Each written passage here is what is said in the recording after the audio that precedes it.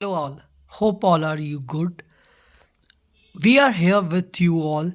The latest video of 2023 class 12 political science contemporary world politics chapter 2, which will be the first because this first chapter which is cold war has been deleted.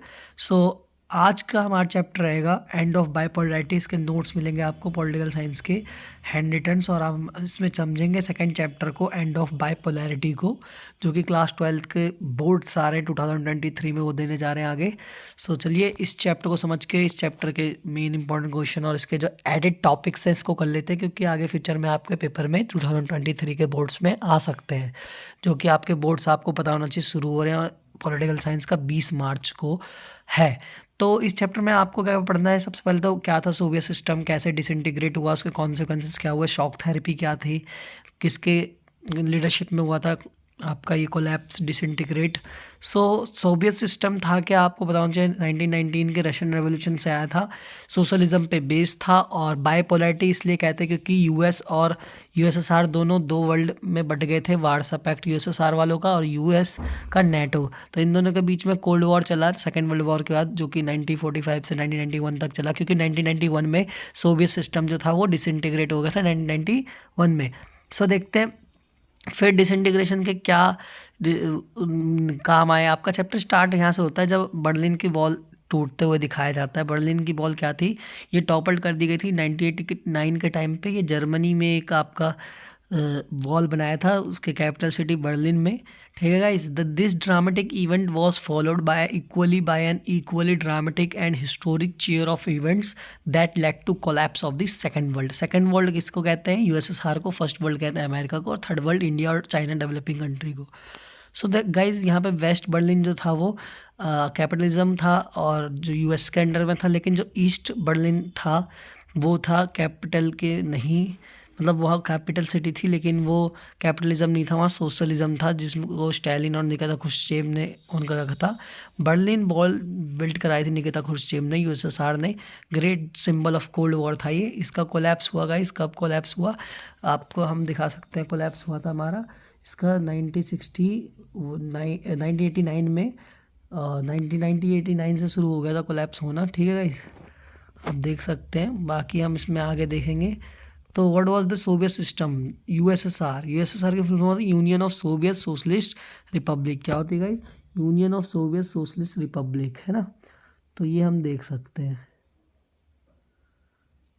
बाकी आप लोग को कुछ पूछना है तो आप पूछ सकते हैं। सोशलिस्ट रेवोल्यूशन रशिया के आया था 1917 के, ठीक है गाइस।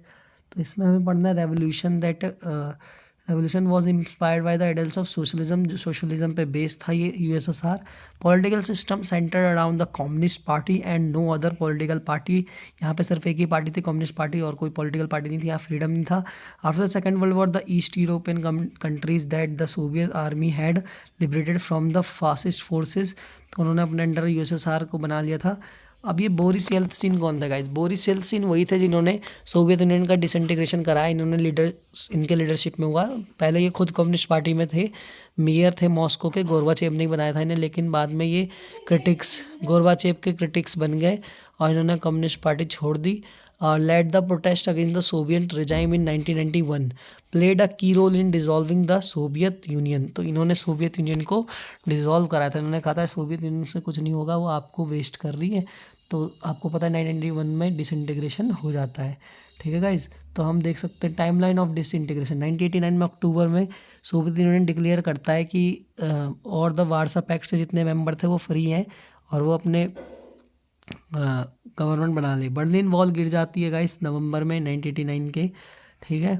1990 में फरवरी में गोरबाचेव जो है वो कहते हैं कि कम्युनिस्ट पार्टी 72 ईयर्स से यहाँ पे एक ही पार्टी चल रही है, उसको हटा के मल्टी पार्टी को परमिशन दे देते हैं। और 1990 मार्च में लिथुनिया एक नया देश बन जाता है। 1990 में रशिया पार्लियामेंट डिक्लेयर करती है डिपेंडेंस फ्रॉम सोवियत यूनियन। अब डिसइंटीग्रेशन का कॉन्सिक्वेंसेस क्या होता है? सबसे पहले तो गाइस देखो, जो सोवियत यूनियन डिसइंटीग्रेट हुआ तो आपका कोल्ड वॉर ख़त्म हो गया, है ना। और वर्ल्ड पावर में, पॉलिटिक्स में चेंज हो गई पावर, ठीक है। किसके पास थी पावर? पहले दो के पास थी, अब शिफ्ट हो गई सिर्फ अमेरिका के पास। यहाँ पे अमेरिकन हेजीमनी देखने को मिला। तो collapse of second world of Soviet Union, disintegrate socialist system in the eastern Europe, and you can see consequence में क्या होता है, end of cold war and we can see that the military blocs जो थे वो arm race वो ख़त्म हो गई। आर्म रेस चल रही थी ना बहुत ज़्यादा, तो वो भी ख़त्म हो गई। Power relations in world politics change.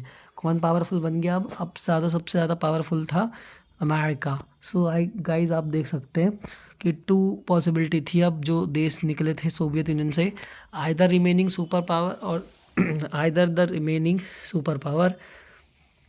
Shock therapy करा फिर इन्होंने। शॉक थेरेपी क्या होता है, जब हम ट्रांजिशन देखते हैं authoritarian socialist system to democratic capitalist system, model of transition जो था अचानक से जो चेंज आया था। Russia, Central Asia, East Europe और इन्फ्लुएंस द, किसने इन्फ्लुएंस किया था ये शॉक थेरेपी को? वर्ल्ड बैंक और आईएमएफ ने। शॉक थेरेपी क्या था, transitional from authoritarian socialist system to democratic capitalist. तो ये जो सोशलिज्म से कैपिटलिज्म की तरफ शिफ्ट था, इसी को क्या कहते हैं, शॉक थेरेपी कहते हैं। ये 1991 के टाइम पे लिया था शॉक थेरेपी इन प्रैक्टिस। कैसे प्रैक्टिस किया था, इसमें 90% कंपनीज को सोल्ड आउट कर दिया था, गवर्नमेंट कंपनीज को प्राइवेट के हाथों। रूबल की वैल्यू गिर गई थी, इसके कॉन्सिक्वेंसेस ये हुए थे। India and post communist countries के आप रिलेशन बुक से पढ़ सकते हैं, बहुत ईजी है। इंडिया के अच्छे रिलेशन है रशिया के साथ, और ऐसा क्यों है, क्योंकि हम उनसे वेपन खरीदते हैं, ऑयल खरीदते हैं, हमारे एक्टर्स वहाँ फेमस हैं। Indo Russian relation embedded in the history, trust and common interest are matched by the popular perceptions. Indian heroes from Raj Kapoor, आप देख सकते हैं राज कपूर फेमस है हमारे, अमिताभ बच्चन, ये सब वहाँ पे पोस्ट सोवियत कंट्रीज़ में बहुत फेमस है, ठीक है। तो आप ये भी नोटिस कर सकते हैं। Once can hear the Hindi songs, Hindi song भी हम वहाँ पढ़ सकते हैं। क्लियर। तो आप जानते हैं क्या होता है कि एक नया एडेड टॉपिक हमें देखना है जो कि इस बार ऐड हुआ है इस चैप्टर में, वो है गल्फ वॉर, अफगानिस्तान वॉर, अरब स्प्रिंग, डेमोक्रेटाइजेशन 21st सेंचुरी में। CIS पढ़ना है हमें, 21st सेंचुरी में अरब स्प्रिंग पढ़ना है। तो अभी हम अरब स्प्रिंग पढ़ेंगे जो कि एक एडेड टॉपिक है इस चैप्टर का। चलिए अरब स्प्रिंग का पढ़ते हैं। देखो क्या हुआ था, CIS बनाया गया था, अरब स्प्रिंग है ना, पोस्ट डिसइंटीग्रेशन। डिसइंटीग्रेशन के बाद CIS मतलब कॉमनवेल्थ ऑफ इंडिपेंडेंट स्टेट, दिसंबर 1991 में बनाया था इसको, क्योंकि रीजनल इंटर गवर्नमेंट ऑर्गेनाइजेशन थी Commonwealth of independent state, join by the Azerbaijan. इसको फॉर्म किया था रशिया, बेलारूस एंड यूक्रेन ने। इसका ऑब्जेक्टिव क्या था फॉर्मेशन का, CIS was to cooperate on political, economic and environmental and other issues, ठीक है गाइज। अब अरब स्प्रिंग का भी पढ़ेंगे। CIS का देखो हेडक्वार्टर्स कहाँ पर है, मिन्स्क बेलारूस में। इसका एक एग्जीक्यूटिव डायरेक्टर हेड होता है। CIS की अपनी चार्टर है, 1993 में इन्होंने ऑर्डर करा था, जिसमें ये फॉलो करते हैं। और it's also mentions Commonwealth Independent State shall serve in the developing and strengthening trust, तो एक दूसरे को हेल्प करेंगे। अरब स्प्रिंग क्या था गाइस, ये बहुत अच्छे से समझना है। 21st सेंचुरी में हुआ था, क्योंकि ये स्टार्ट हुआ था कहाँ से, आपका स्टार्ट हुआ था टूनीशिया में 2010 में। टूनीशिया एक कंट्री का नाम है, ठीक है गाइज। तो उसमें क्या हुआ था कि एक जने ने अपने आप को आग भी लगा ली थी, इसलिए ये डेमोक्रेटिक मूवमेंट फैल गया।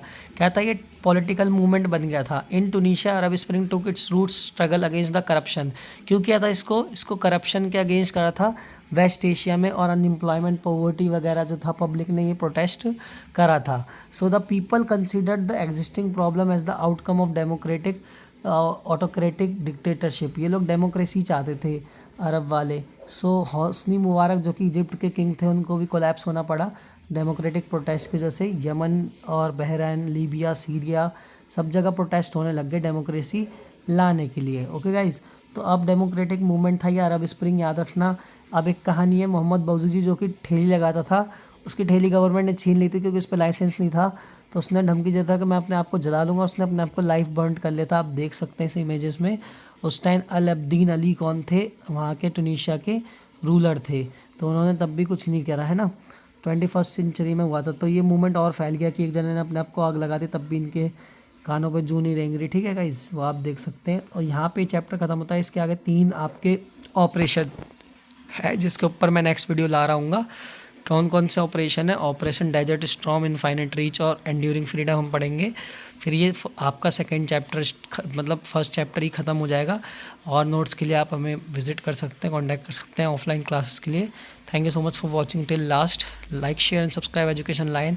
एंड नोट्स मैं आपको कमेंट सेक्शन में या फिर आपका इनबॉक्स में दे दूँगा। Thank you so much.